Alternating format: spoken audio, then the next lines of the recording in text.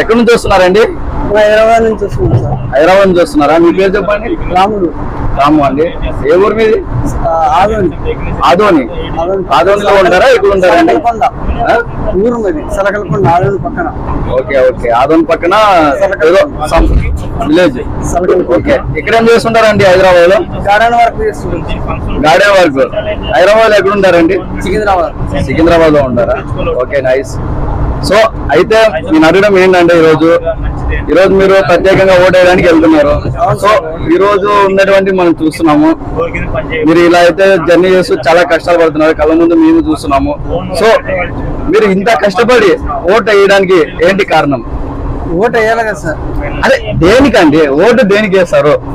వేయాలి సార్. దేని గురించి అదే వేస్తావు, దేని గురించి ఓటు వేస్తావు అని అడుగుతున్నా. ఓటు ఎందుకు వేయాలి? వేయాలి సార్. అదే దేనికి ఓటు వేస్తారు? మనం